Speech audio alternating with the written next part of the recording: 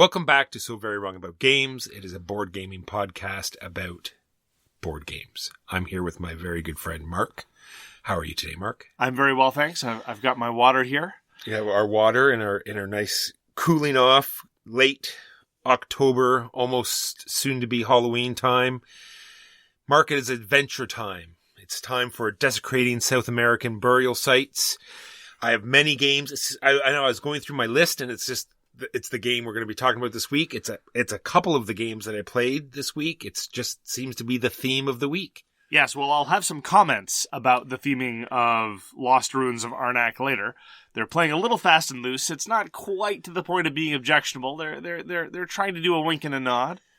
So like we said, we're going to talk about some board games, some burial desecration, some games we played this week, news and why it doesn't matter, and then our game of the week, which is Arnak, the Lost Ruins of. Arnak, Lost Ruins of? Yes. That's how you're going to alphabetize it? Exactly. Okay. So Mark, what did you play this week? Played another couple games of Quantum. Having introduced this to Dewey and Louie, they took to it very, very much, and they were very, very keen to go back again. So sure enough, we went back to Board Game Arena, and a couple of notes about the way Board Game Arena organized things that I just find funny. And again, this is one of the influences of having a system with an ELO ranking element. They say right at the beginning, they don't use these words, but there's this notice right at the top of the screen. Remember, second place is the first loser, so be sure to gang up on the leader. For what it's worth, they're right with respect to Quantum. I've commented on this last week. There's no balancing element other than aggression on the leader. And so, yes, if someone's about to win, you have to go and kill their ships. And that's fine. It's just a weird way to introduce the game. And it harkens back to our discussion about the framing of a game and the subliminal brainwash going on. And I can't help but feel that when the platform itself is telling you that second place is the first loser, that is just, it's a strange cast. And every time it loads up, I feel the need to comment on it and undercut it. But Quantum is great fun, finding out the combos, playing with toys. It's a game where you get to play with toys. Every turn, even though everyone has access to the same ship abilities, it does feel like you get to do something cool. And given that it's a very, very fast-moving game where you're constantly doing cool stuff, it's hard not to enjoy it, even if, strictly speaking, the balance elements might be a little all over the place. And I don't mean by that some special powers are overpowered or underpowered, just that if someone gets an early lead, they can run away with things. There's also, just again, to talk about some of the ways that Quantum can fall apart, there are a lot of opening setups where somebody can get a Quantum cube on their first turn. If somebody has the right setup of dice, if they rolled the right dice, if they started the right corner of the map, they can get an incredible early advantage. It's not to the point where I'd want to house rule it. I've done this before. I've house ruled things where, there's an overpowered first turn where people can't do anything about it. Even my favorite worker placement game, Tribune, I've got a house rule concerning that. And I've just been very glad that it hasn't materialized in our games of Quantum recently, but it's been bothering me in the back of my mind, so I might try to think of ways to get around it. I don't know that there's an easy or quick fix, but despite all this, lots of fun with Quantum, fast, engaging, fun, just really, really fun, enjoyable game. I normally don't like to rely on that kind of anti-critic, it's just really fun, but in Quantum's case, it really is warranted. Yeah, I don't have it on my list, but I have been keeping up with it as well. I've been playing games this week of it. Just love it. Puzzly, extra fun to play, especially on Board Game Arena. Still waiting for the check. Mark, 50% of the population is going to die. We're single, so you gotta hedge. Wait, which 50% is not going to die? You gotta hedge your bets, Mark. Who are these people who are not going to die? You gotta send out some love letters to the people you know are going to be left. So, like, you may be the person that's causing all the death. You send them out a little letter, just a reminder of who you are and your availability. Just so it's this subliminal in the back of his mind of who you are. And so when the time comes, the meeting won't be so awkward. Dear Thanos, please swipe right. Yes. Infinity Gauntlet, a love letter game we played a couple times this week. And it's a great little, take on love letter. It is. Love letter has a number of strange elements to it. One of them being that you have a one-card hand, which is a strange thing to say. And another thing is that it has player elimination. And the Infinity Gauntlet version of Love Letter is by far the biggest departure as compared to the other Love Letter games. Like, for example, there's Love Letter Batman, which is Love Letter, but with Batman graphics. 0 rules changes. There are a whole bunch of versions with 0 rules changes. But Infinity Gauntlet version is a 1v all game, which normally we're not super jazzed about, but it's so quick that it's hard to object too much. The victory conditions seem to be at least within striking distance of being balanced with each other, and there are 2 different ways to win for both sides. There's no player elimination anymore, and there's a team-based element. So this whole notion of being able to suss out information, you can play a card to give your teammates some degree of information, hoping that they can then queue that up on their turn if you're playing as the heroes. Despite the fact that I have very little enthusiasm for core Love Letter, other than as a literal time killer between games, I can't take it seriously even as a filler game because of how weird it is. And despite my negative enthusiasm for anything related to the Marvel Universe, because I'm really over it, Walker. I was over it 5 years ago, and so now I'm really over it. Now you're completely done? But I find it really enjoyable. What can I say? It's an interesting twist on a formula that didn't quite work for me, but this version I really enjoy. Yeah, I enjoy it because of the time length. It's very short. Like, there's not a huge decision space. You're pretty well top decking. You do have 2 cards, and even out of those 2 cards, there's not much. There's a little bit, when you say, okay, you're going to be able to give bonuses out to your teammates. So you got to sort of suss out. It's like, well, he's going to go next, and then he doesn't have any. So you sort of, know where to put them off, and he's going to get attacked soon, or oh no, he knows what number you have, so you better get things. So there's a little bit of, double think there, which is nice, and the time it takes to play is so short that it makes it fun. I'm interested to try playing as Thanos. That is, in both games I didn't play as Thanos, and Thanos actually has, wait for it, a 2-card hand. I know. Being able to pick from 3 cards to play? How could a single human make such decisions for themselves? I just hope it doesn't bog the game down too much. Yeah, exactly. The analysis paralysis in a Love Letter game, that would definitely be the way to play it. So that's Infinity Gauntlet, a Love Letter game. It's published by Zman Games, and the designers are Seiji Kanai and Alexander Ortloff. So let me tell you the story of BattleCON Unleashed, Walker. I believe I've mentioned this before to you. Yes, tell me the tale, Mark. It's a tale of sadness and triumph. BattleCon, in many ways, is the story of my experiences with Kickstarter. BattleCon War for Indians, the first version, is the first Kickstarter project I ever backed back in 2010. And BattleCon Unleashed is kind of sort of a cap to the 4th edition of the game. After many revisions and many different approaches to distribution and many different approaches to packaging the characters, this is sort of the omnibus version of more than 100 characters, at least if you have the promos and you've been backing things as I have. About a couple of years ago, I started sending Kickstarter pledges to my mailing box in the United States because in the long-running segment of our show, Screw You Canada, we've observed that Canadian pledges tend to arrive some number of weeks after, more or less 2d6 weeks after an American pledge might be expected to show up when you're lucky. So, this is the last pledge that got shipped to my American box that I can't get to because we're in plague times and I can't cross the border anymore. I told this tale of woe to Level 99 Games, and so they sent me a review copy of BattleCon Unleashed. So, technically, this is a review copy, despite the fact that I gave them lots of money for BattleCon Unleashed in the first place, so it's kind of both and it's kind of neither.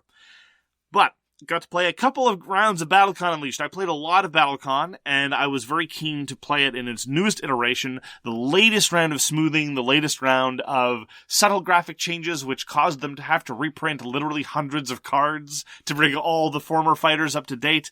You've seen the incredibly huge boxes that now organize everything in one place. I'm a sucker for incredibly huge boxes that organize everything in one place. Shortly after showing Walker the Unleashed boxes, I then showed him the Too Many Bones Trove Chest. Oh, wow. So, suffice to say, over the past couple of weeks, I've been spending many hours sorting and organizing things, which is its own kind of joy. Oh, yeah, there's a game involved. Yes. Oh, yeah, that's right. So I played a couple rounds of BattleCon. I tried characters that I just hadn't played yet at all. I wanted to save the characters that I was used to that had undergone major revisions because I'm slowly learning my lesson. My habit in the past, when playing games like BattleCon, when playing games like Sakura Arms, more on that later, my impulse has been, I'm going to play the characters that I love the most, which tend to be, number one, slightly more complicated, and number two, tend to be premised on denying the opponent the ability to do anything. So, my favorite character in BattleCon is Caitlin Van Sorel, whose job basically is to make sure that the opponent never has range to her, which is real fun for me. Usually not so much fun for the person I'm introducing the game to the first time. Despite the fact that I wasn't playing against a new player, I was playing against Dr. Stallone, who's a big fan of the BattleCon series. I tried new characters, new simple characters to ease my way back in, because it's been a while. Great time. Loved it. I played as a dragon who's retired from being a dragon and is now an academic. He's the head of sorcery at the Magical University. Of course. I'm sure he had some reason for going and doing something with trains, because that's how level 99 rolls. Anyway, and it was great. I really enjoy the system. BattleCon is definitely my favorite version of the level 99 games, fighting games. I much prefer it over Exceed or even a very different thing, Pixel Tactics. And it was nice to go back to the system in its finalized form. Now, we played remotely. It has a very, very good official tabletop simulator app. It's one of the better tabletop simulator applications I've seen. And honestly, it's a very well done mod, and it's already up to date with all the newest stuff. There are some typos in the new set, but honestly, it's hard to complain too much, because we're only talking about a couple that are actual gameplay effect typos. And it's usually something that, like, missing a plus. And so it's pretty easy to suss out. There's a list being maintained. So it's unfortunate, but I think forgivable in this context. And because I played relatively simple characters, and in the first game at least, Dr. Stallone played a relatively simple character, we were able to focus on some of the slightly more core elements of BattleCon, namely the doublethink. Is my opponent going to drive this turn, or is my opponent going to do a shot? Well, it matters, therefore, what I do in response. The sort of incredibly elaborated rock, paper, scissors, rather than say, I'm going to drop down 7 portals and now try to navigate this, and your range is now 0, ha ha ha, you suck. Which I still like playing, and so having done this, I'm probably going to spend some more time easing back into some of the more complicated characters, like Gaspar, like Caitlin Van Sorel, my favorite ones, and making people very frustrated, because that's how I like to play. I'm a huge fan of BattleCon over the years. I've been playing it for 10 years, and this latest edition really shows a tremendous dedication to the system, and the amount of stuff that they put out in an effort to make it feature complete is truly impressive. I'll no doubt have more to say about this going forward, and indeed I'll probably be doing a full comparison of all the card battlers in Level 99 Staple once the Kickstarter for Sakura Arms goes up, which will be tomorrow. But that was my reintroduction to the wonderful world of BattleCon. Speaking of Sakura Arms, Mark, you and I played Sakura Arms. We did! And speaking of, manipulating range and beating your opponent to death when you're trying to introduce them to the game Hey. That was pretty enjoyable, watching my poor fighter get pummeled into the ground while not being able to do anything. And you were the one who took the Poisoner, right? My favorite combination in Sakura Arms is the Poisoner and the Ice Mage. And those two women just poison you and freeze you. You took the Poisoner. You were the one who was handicapping me with complicated rule systems. Well, all that I did was just rush into your face, and you just kept trying to back up. Speaking of complicated additional rules, Sakura Arms now have all these characters have these like sideboards. And I think the best way to alienate a new player from this game is to have a whole bunch of extra stuff on your side while they have nothing. No, I'm not saying this. This has nothing to do with the game you and I played. Okay. I'm just saying, say you introduced another player to the game, brand new, and you have all this stuff on your side and they have nothing. I think that would be something that would, take them out of the experience. I was very conscious of taking a couple of characters that I hadn't played before, but that I knew in execution were very simple. Thalia and Ryra, for what it's worth, for those of you that are familiar with the game. Fundamentally, though, the issue was that you didn't pay attention to the ranges at which my characters were effective, which is an entirely understandable mistake. I'm not criticizing you. But that's one of the things with Sakura Arms. No matter how simple the characters are, it's not really a question of complexity. It's just if you can't manage the range bands properly, it can get very difficult. And unlike a lot of other games, including, for example, BattleCon, if you're at long range and you only specialize in short range, the long range character tends to win. If anything, Sakura Arms, it's more frustrating to be close up and having to back up, because backing up in Sakura Arms, especially as you're taking damage, is real hard. I agree with all those things. All I'm saying is that when introducing new people, when they don't understand what's going on, I think they'd get, pulled out of the experience. And that was our game of Sakura Arms, which I still think is amazing. And like you said, the Kickstarter starts tomorrow, so I'm super excited about that. Played another game of Race for the Galaxy. Race for the Galaxy remains my favorite tableau builder.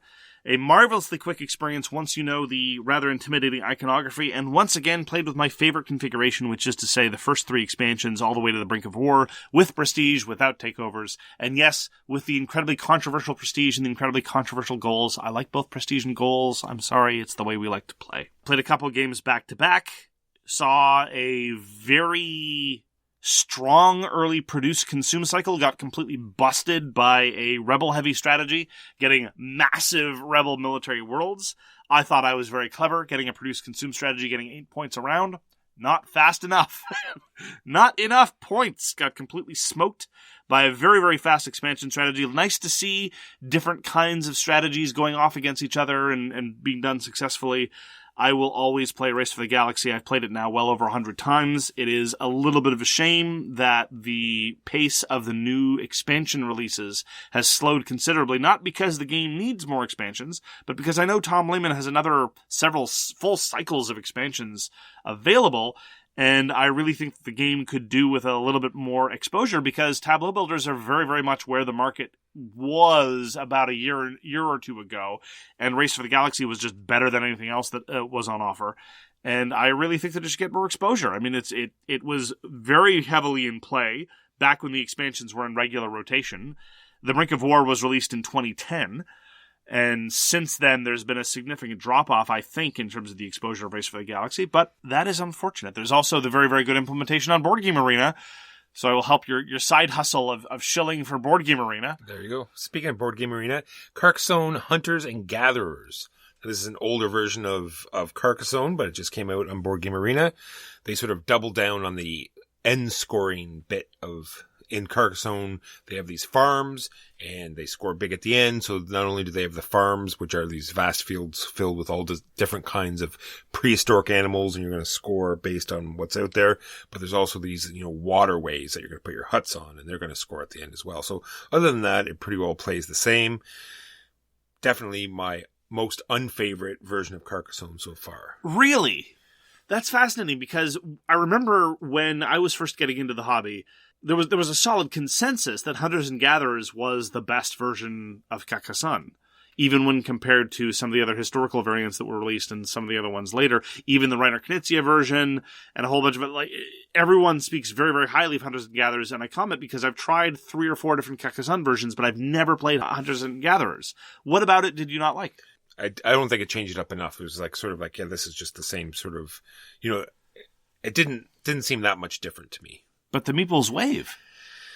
I want to try the Star Wars Carcassonne. Oh, jeez. Is there a Marvel Carcassonne? Not that I've seen. Okay. That's not to say that there isn't. Not to say that there couldn't be one shortly. This is true. Are there other versions of Carcassonne on Board Game Arena that you played? No, I think they only have the original in this one.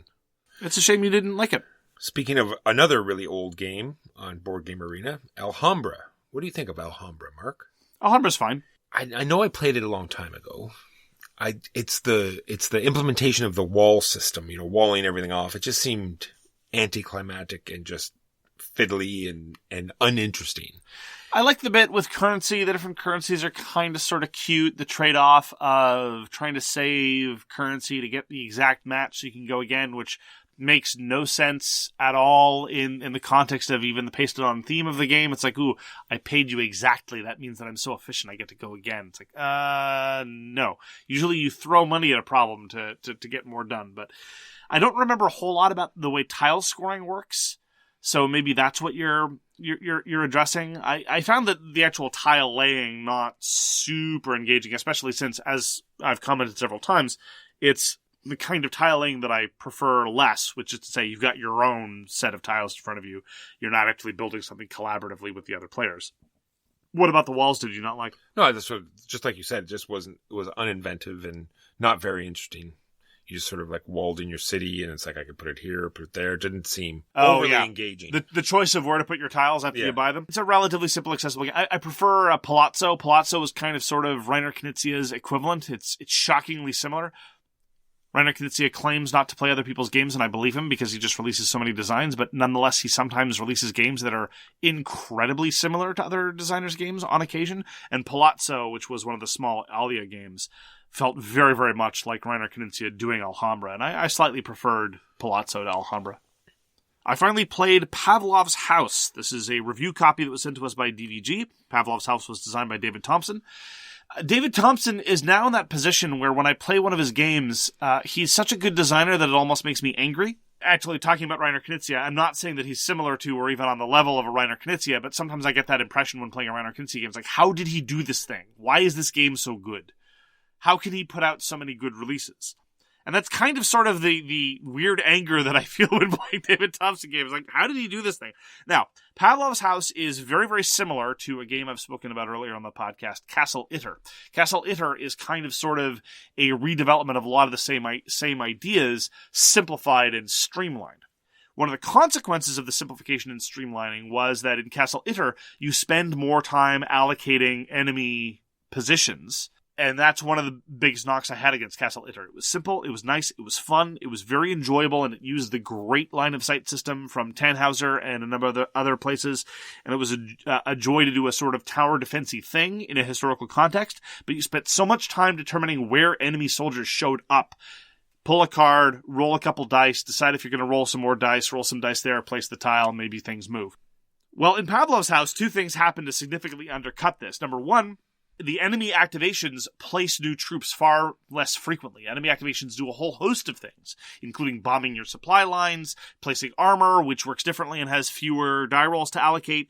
And as a result, you spend a lot more time focusing on your actual actions. There's a strategic element on top of it. You have the people in the eponymous Pavlov's House. There was this famous apartment building, actually, in the middle of Stalingrad, where some Soviet soldiers held off German troops for a very, very long time. It's been propagandized many, many times by the Soviets. And there's that. There's the tactical element of the tower defense-y business of where's the machine gun crew going to go? Are they going to be able to shoot down the riflemen and the scouts that are coming? Can you get the anti-tank gun to go shoot the Stug that is advancing on Pavlov's House? But on top of that, you have the strategic element of, can I get the ammunition to Pavlov's House in the first place? Can I get sappers there? Can I manage the communication lines? Etc., etc., etc. So you've got these three levels. You've got inside the house, the tactical situation surrounding the house, and the strategic level all around the Volga River and the various detachments and organizational elements there. It's really cool, and all three of them fit together seamlessly with a minimum of rules problems. I was intimidated away from trying Pavlov's House earlier for two reasons. Number one, I'd already played Castle Itter, and number two, I was concerned because the cards don't have much information on them. The cards, for example, that activate your strategic assets just list a strategic asset, like the 1083rd Artillery Division.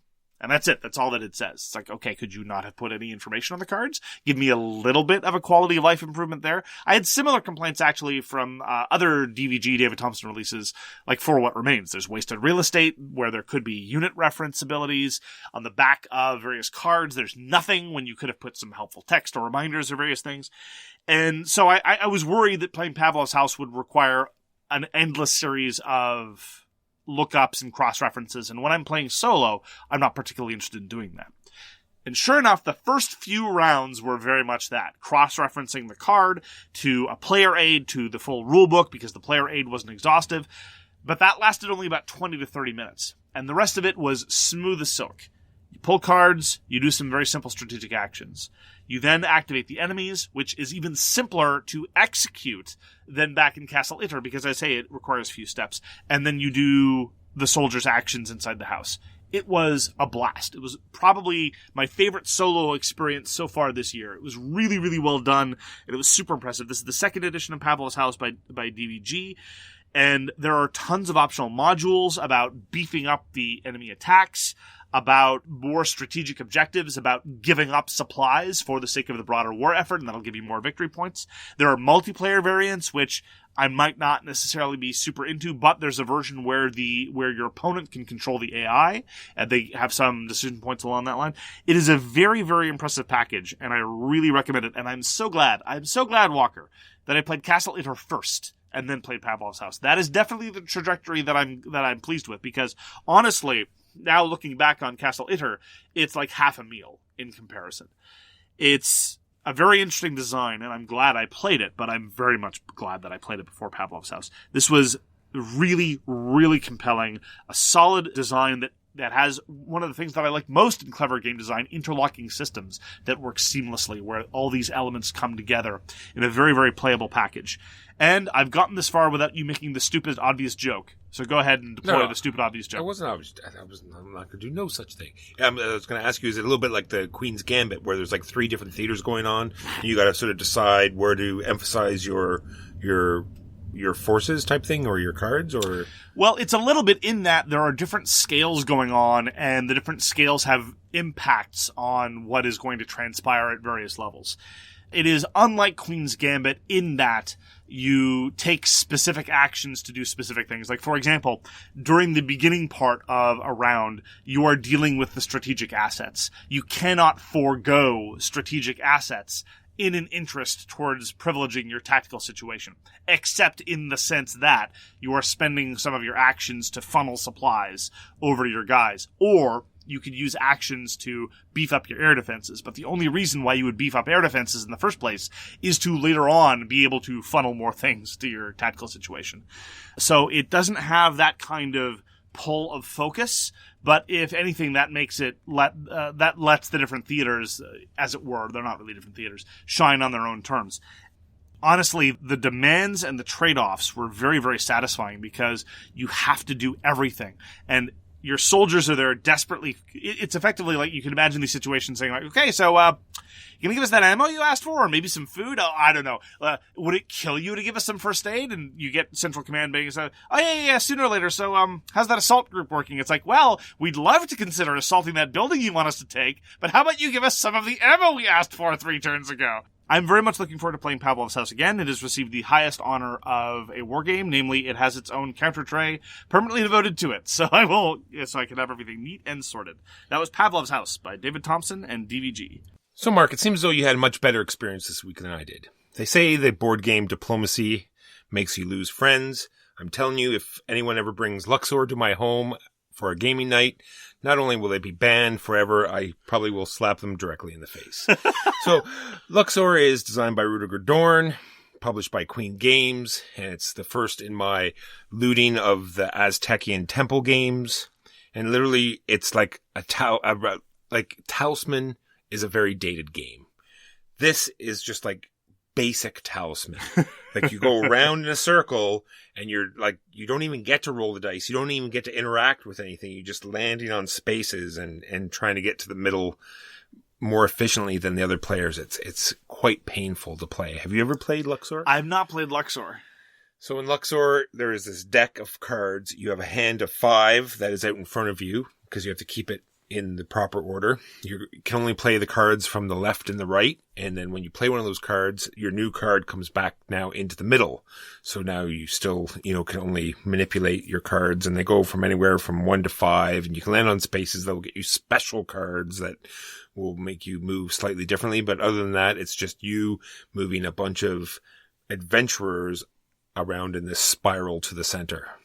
And I found it painful and never want to play again. It's a shame. I like Rudiger Dorn a great deal. I haven't played Luxor primarily because it's one of his more recent, later offerings. It was only published a couple of years ago, and he just seems to be in a very family mode kind of vein, very much like the kind of design space that Rainer Knizia was in for some period, up until a few years ago, where he started designing gamer games again. And I really like Goa, I really like Traders of Genoa, but Istanbul doesn't do a whole lot. I mean, I'm fine with Istanbul, I'll play it. And Luxor, from your description, sounds like very much in that sort of much lighter, much more accessible mold. And I like lots of light, accessible games, but Rudiger Dorn I prefer when he has a little bit more heft to them. So my second game in my Azteckian conquest is a new game called Quetzal. This is a game, Mark, where you get to roll meeples. So you take your handful of meeples and you roll them out onto the table, and they have a light side and a dark side. So if whatever side they land on, those are the meeples you get to use this turn. And if they land on their side, then you get to choose. And if they land standing the proper way up, not only do you get to choose, but you also get extra money. So what you're doing in this game is you're trying to get these set collections, and you're placing these meeples out on the board to collect these cards. And then you also have to activate spaces in order to cash in these in order to cash in the sets. So you can even block people from cashing in their sets, and you can, you need money, and it's a very interesting system. It gives you that keyflower feeling because some of the spaces are are bidding spaces, and the first person in will decide whether they're going to be black or white. And then everyone else has to bid higher in that color, and you get to see what everyone has. So you can say, oh, he's got 2 white, so I'll just bid 2 white, and that'll, take him out of the bidding. And I found it a very interesting game. I'm wondering if it is a little too light, but I'm interested to see when it actually comes out. It'll be fun to play. So this is digital only at the moment? Digital only. It's on Board Game Arena. Oh, you don't even get to roll them physically? I know. It's definitely going to be a textile thing. I'm interested to see how that actually plays out, rolling meeples onto the table. Because that's one of my many disappointments of playing Quantum online. In addition to having to play it through a digital version, you don't get to roll the dice, these big, chunky, beautiful, nice colored dice. But I have another question for you about this game, though, Walker. And that is there a thematic explanation for why you are rolling meeples? Maybe they're all ex-acrobats turned explorer? This is the unexpected sequel to Meeple Circus. Maybe how they have circus trains? Maybe this was like a circus boat that sort of crashed onto the island and okay, no, I got nothing. Makes about as much sense as magical academics running train companies. I guess acrobats could then go into tomb raiding. I'm not sure. I found it quite interesting, and I was in it. And it'll come up in the next game. It was just sort of just had this board game feel to it. Like the board.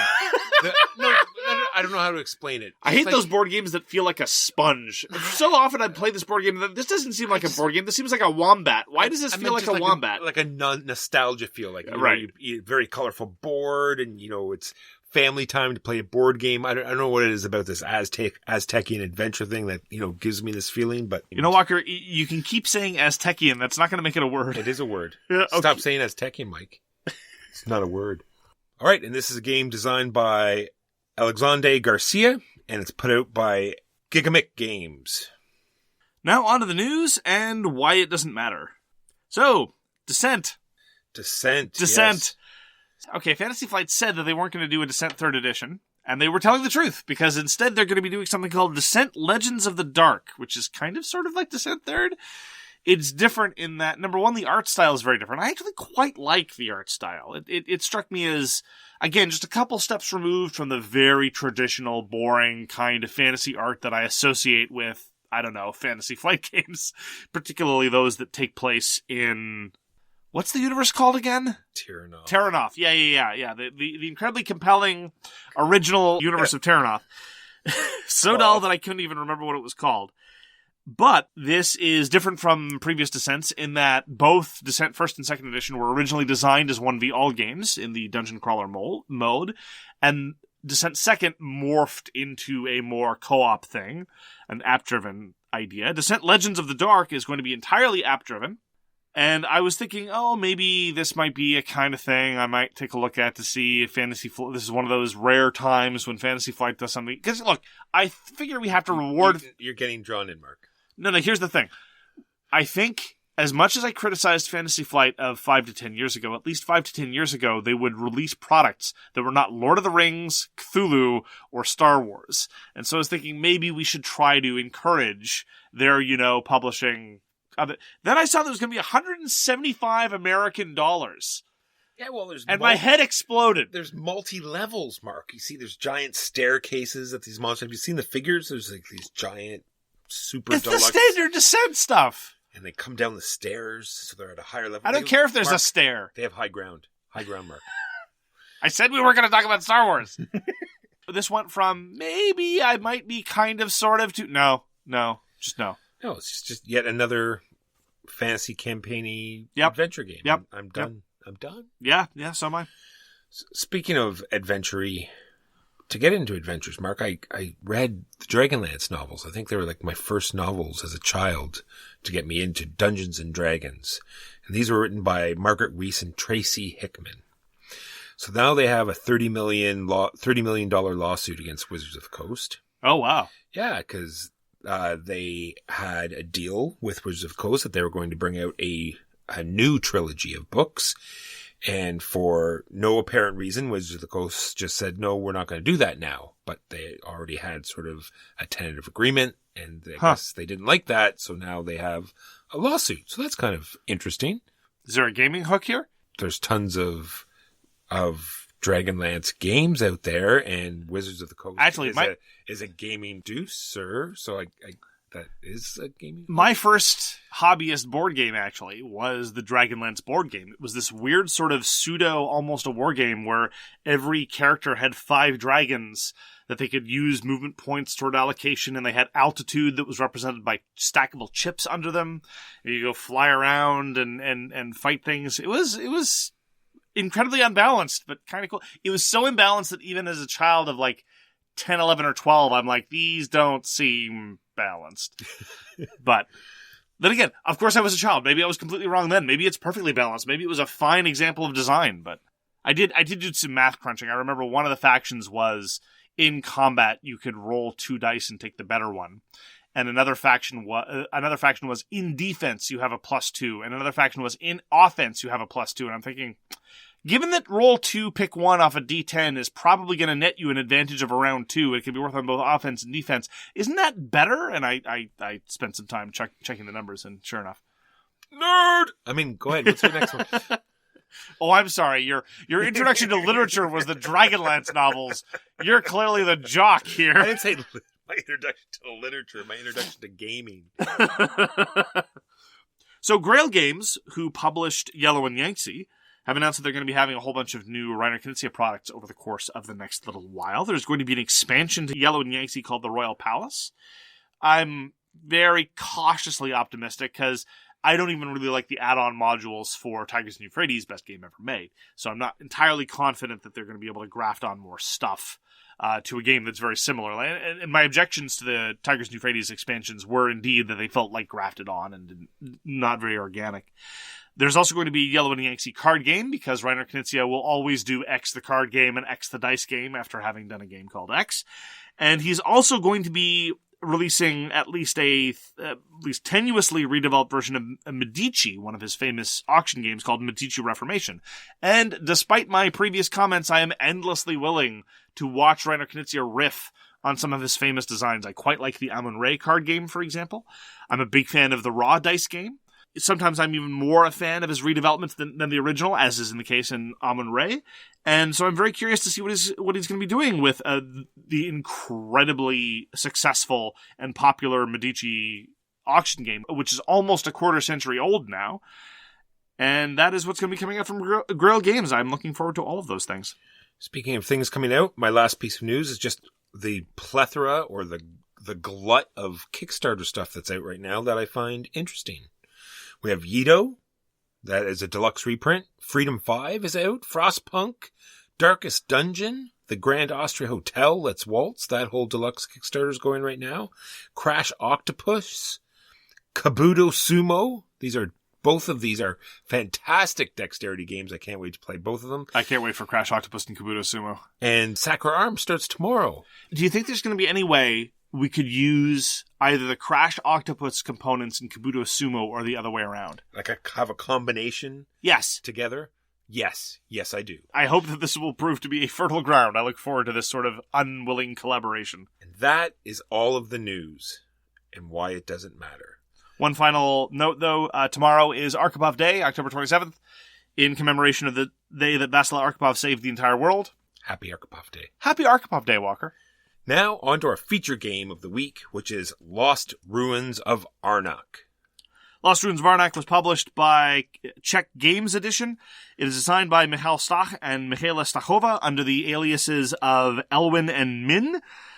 Min being the alias of Michal and Elwin being the alias of Michaela Stachova. And these are their first published designs. Apparently they've been longtime employees of Czech Games Edition, but this is their first published board game. Walker, why don't you give us an unhelpful summary of what one does in the Lost Ruins of Arnak? Well, in Lost Ruins of Arnak, you're sort of going on this, like what I said, nostalgia trip between Journey to the Center of the Earth and Indiana Jones, Temple of Doom. You're just this adventurer going out, destroying these crazy, weird beasts and I thought you were about to say destroying cultural artifacts. Well, that too, probably, as you're tromping through and you're collecting, all these cool artifacts and you're just trying to get the most out of each turn, and you're trying to get these very interesting combos, to happen and eking out every last point. I agree with you that the theme feels very classic. It's basically the Lost Cities theme in terms of board games, and there's something very evocative about it. I will say this. The diverse cast, both the people portrayed on the box, even though white guy gets top billing, whatever, there's a whole bunch of assistants, and they clearly come from a variety of different backgrounds. And as a result, what it does for me anyway, and I'm not going to tell anyone else how to feel about this theme, it kind of takes the edge off. It doesn't really feel like a whole bunch of European British dudes in pith helmets going to Mesoamerica and taking all their cultural artifacts back to the active crime scene that is the British Museum. You can at least imagine that the precious gems and tablets that they're carting out of all these ruins are at least being repatriated back to the original cultural inheritors of the local peoples. So, given that it's a fantasy environment, they don't say where it's happening and they don't say who's doing what.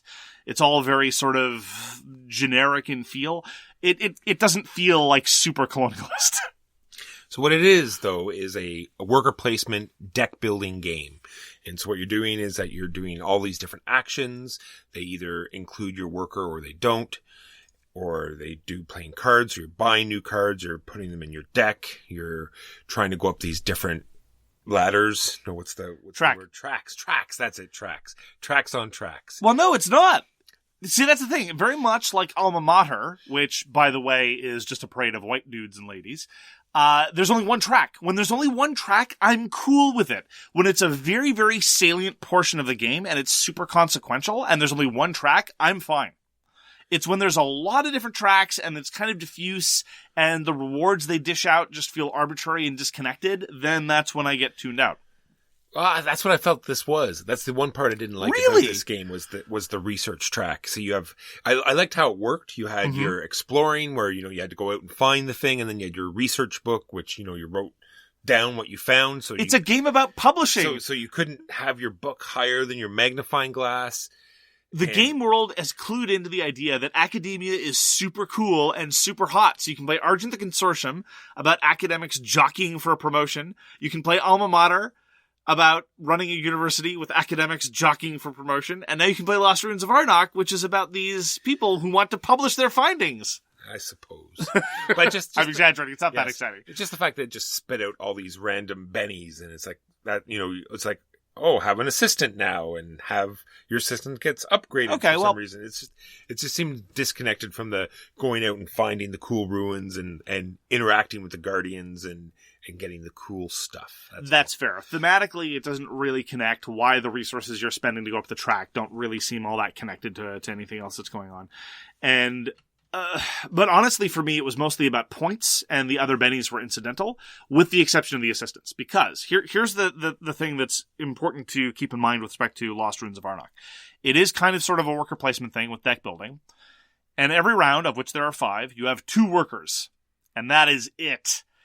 And the amount of time you spend placing workers and deciding what you're going to do with them is dwarfed by the necessity of getting a really, really efficient, valuable deck that can really compensate for the parsimony of workers, and getting these assistants, which are basically free resources every round because they refresh. And so getting your first assistant is super important. And I will grant you in that sense, you really do have to care about the track. Now, to your credit, when you were explaining the game, you did point out, get your first assistant as soon as you can. It's very, very important. Past that, all the bennies from the research track, I completely ignored. They just came in and it's like, oh, okay, well, this is handy. I wouldn't say completely ignored. It's part of that cool puzzle of the game where we talked about earlier, where you explore a site and you get the cool bennies there, like you open up a new action space for workers to go. And then after you do that, you're going to put a guardian there. And if you don't, appease the guardian before the end of the turn, then you're going to get some negative card into your deck. So it's sort of like a puzzle. So like we said, you want to do that first. So then now it's the rest of your turn is like a sort of a puzzle to get the resources you need to appease the guardian. And sometimes the research track is part of that. It's like, okay, if I go up this and go up that, then I can get that one compass that I need. So that's the one part I really liked about the game, is that it's this crazy puzzle that you have to figure out on how to eke out that one resource that you need in order to appease the guardian or get the most out of your turn. Can we talk about the guardian for a second? Because I wanted it to feel a little bit more thematic than it was. There are these beautifully evocative pictures of fantastical monsters. I actually commented on a couple of them that they would have looked right at home in some of the cards for Hyperborea, which for me is high praise. Because just as a reminder, the way we play Hyperborea is there's the person who gets the most points. They're kind of sort of the winner. But the real winner is the one who has the best menagerie on their technology cards. Because they're these really weird animals just in the background doing stuff. And the guardians in Arnak are these big, colorful, really weird-looking things. And if you show up and you take resources and you don't appease the guardian, and I'm not even really sure whether you're defeating them or appeasing them sometimes or bribing them in some instances, you get a fear card, which is weird because are you supposed to be afraid after the fact, after you've done it? You just remember being so close to the giant face-eating monster, and now you're just... No, you understand that he's disappointed that you didn't appease him, so now you're scared that it. It. Well, that's just it. I refer to them exclusively as guilt cards. They're not fear cards, they're guilt cards, because there you are, carting off the stone tablet. And again, I'm being charitable. I'm assuming that the stone tablet is going to a local university or a local museum. You're carting off the valuable gem of whatever, the Arnak. The mythology isn't fleshed out, which is fine. And the giant tiger with mandibles coming out the side of its face with bright orange fur doesn't go and attack you. It just sits there and it says, really? Really? You're going to take my tablets too? Really? That's what's going to happen? Okay, I see how it is. So it's a guilt card. It's not a fear card, it's a guilt card.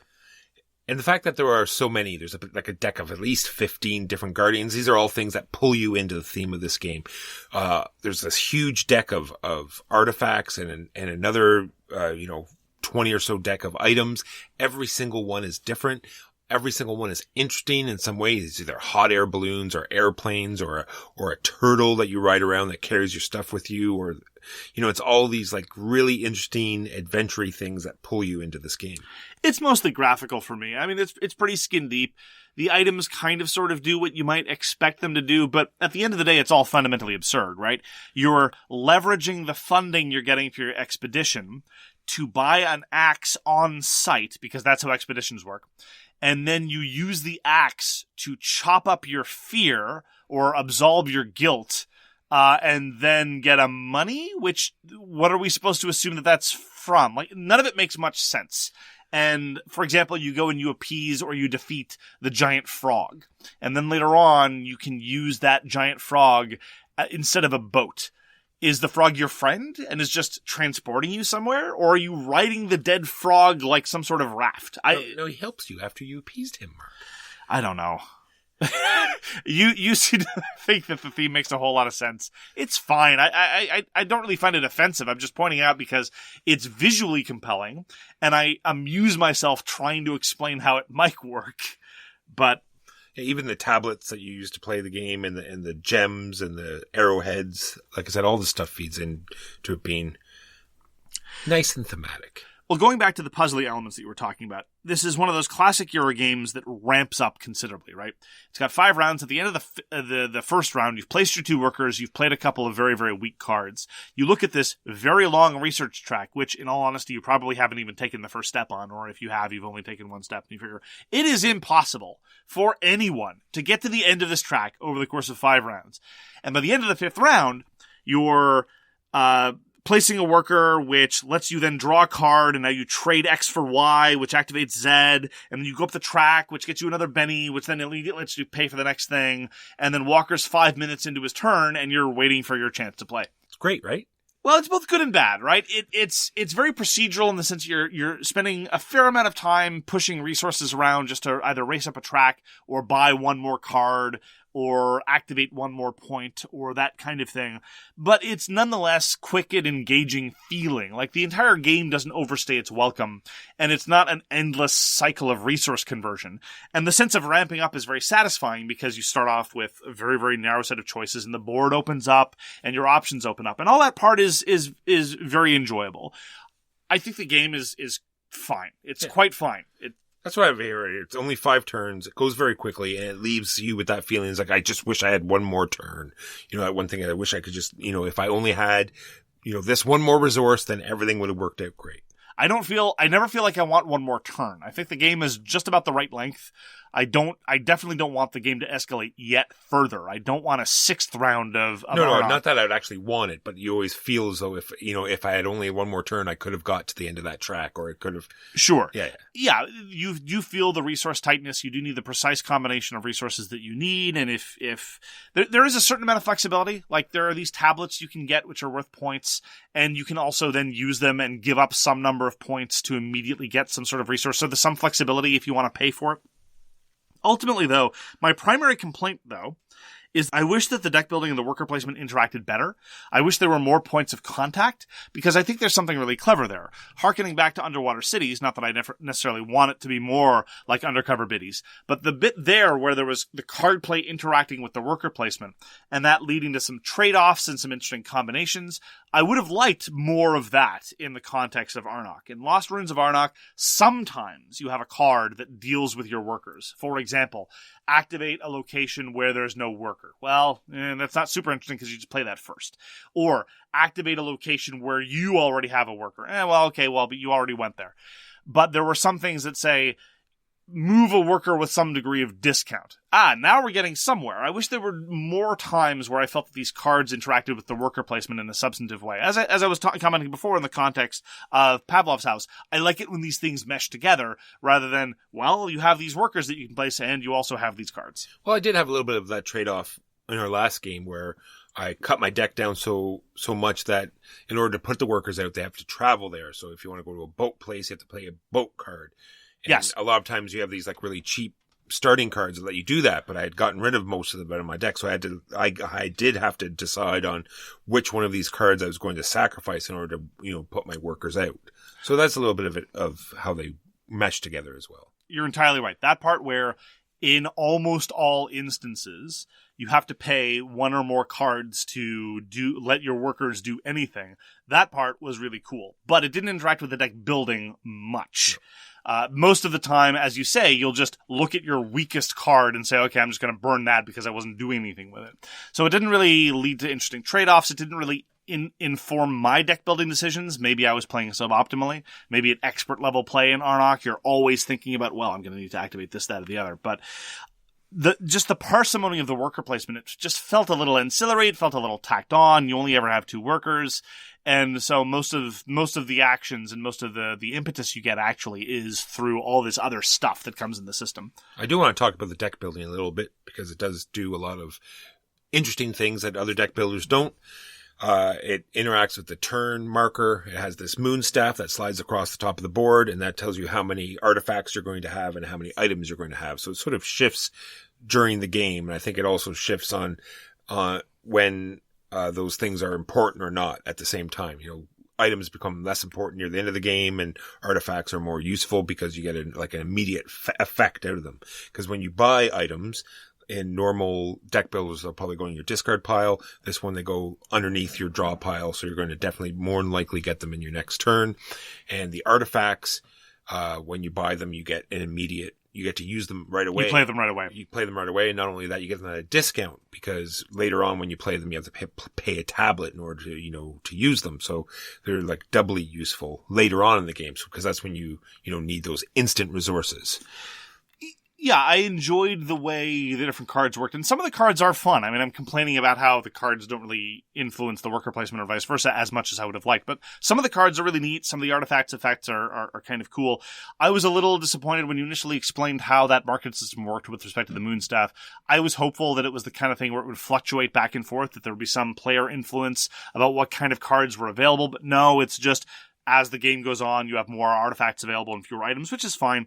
But honestly, near the end of the game, mostly what I found myself doing, and I didn't find this super engaging, was I would just look at my leftover resources and I would just be buying cards for points, which is fine. It's functional, but it's not as cool as the middle parts of the game where I really felt that the game was firing on all cylinders for me, because you had a little bit of influence over your deck, but it's not fine-tuned within an inch of its life. Some of the board has opened up, but there's still lots of new territory to go out and explore.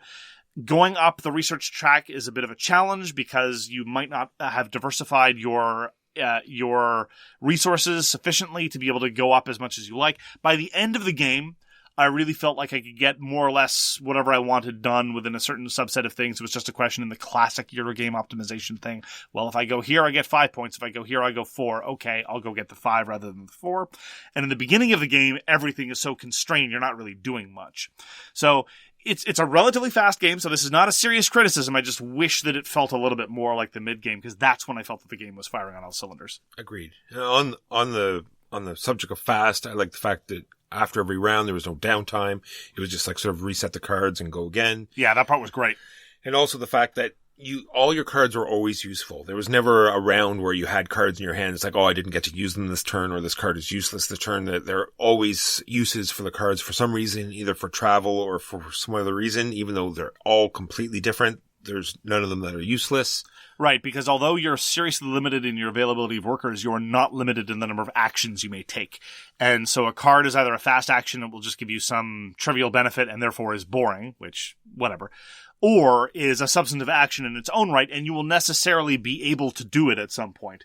It's just a question of when and what tempo you might want to give up. Yeah, and we've talked about games that are handcuffy in the past, and this one is just the opposite of that. I just love all these fast actions. It's like, if you need something, this is how you get it now, and you don't have to say, okay, well, I couldn't do this, or I have to wait till next turn. It's like, okay, no, I want this now. You play the cards. I love the difference between the fast actions and the normal actions.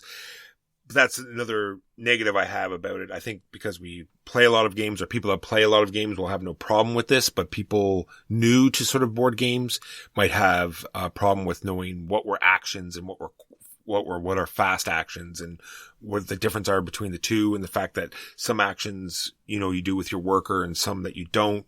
For us, it was easy to, suss that out, but I think someone who's new to the hobby might have a problem, understanding how this all comes together. It's funny you mention that, because I was having the thought that if this game were a little bit simpler, say 15 to 20% simpler in terms of the trade-offs you have to make and the number of resources to manipulate and things like that, I think that Lost Ruins of Arnak could be a really solid intro game. It could be a really, really solid gateway game for somebody who's maybe played a couple of simpler things, or who can handle the complexity of something like Catan. Because, it's a fun, enjoyable game. It's not what I would call particularly interesting in any of its effects, but it's bright, it's colorful, it's engaging enough, and the duration is good. And as you say, there's not a whole lot of upkeep and overall management to be done from round to round, which is an excellent way to keep the pace moving. I think that this is just a hair too complicated as an intro game. And honestly, as far as more gamers games are concerned, I fear what might hold the Lost Ruins of Arnak back, aside from the fact that I felt that the different mechanisms didn't mesh particularly well, is that, and this is one of my major criticisms other than the latter one, is I felt every play was more or less the same. I felt that, especially since the arc of every game was the same, your first actions, you're desperate to do anything. In the middle, you're finally getting somewhere, but by the end, you can get more or less wherever you want to go. And yeah, all the cards are different, and there's a whole bunch of different unique cards, but at the end of the day, there's a finite number of resources for you to get, and the card effects don't really upend things to any considerable degree. So, it's one of those things. To me, this is one of those textbook examples of a game that's perfectly pleasant, and I wouldn't object or walk away from the table if someone put it in front of my face, but I would never suggest it. And honestly, I'm hard-pressed to imagine who would think, yes, this is something I want to go back to over and over and over again. It's true. I think there might be different ways to play it. I think the research track is definitely probably the only way to go, but I did try, Guardian. Well, to play competitively. Yeah, I know I tried a heavy Guardian strategy a couple times, and it didn't seem to, work out, but I'm wondering if there's different ways that you can get more victory points other than just the research track. Well, but it's not really... The score space of Arnak is not wide enough that super specialization makes a whole lot of sense. I mean, yes, sometimes in a game you're going to kill 4 guardians, maybe 5, and appease, or satiate, or bribe, or whatever. Or sometimes you might only do 2. But in the games that we've seen of whether the player won or lost, usually it was somewhere in that range. You're probably going to do like 2 to 4-ish guardians. It's not really the kind of game like more wide open games, like something like in the vein of an Uwe Rosenberg, like Feast for Odin, where it's like, I went and did a whole bunch of whaling. It's like, I didn't even touch whaling. You're going to do a little bit of everything. It's true. All right, let me blast through a bunch of points just so I cover everything that I wrote down here. Assistants, you've already covered. Really cool. All of them, yet again, all different, 12 different assistants, all different. It's a game where all the victory points get added up at the end. So there's not a victory point track. You sort of have to look around and sort of suss out what everybody has. There's a whole idol system where when you explore a region, you get these idols, and they also let you, manipulate, get you more resources, but at the loss of victory points. The symbology I thought was very well done. Even you made a comment about how nice the rulebook is, nice and big. I think it plays well at many player counts. I think and it's nice and easy to implement. You just block off some spaces, and I think that works out just fine. And I want to make sure that we say that this was a demo copy that we're being given, a review copy by Seiji. Yeah, so to sum up my feelings, it's engaging. I've enjoyed it.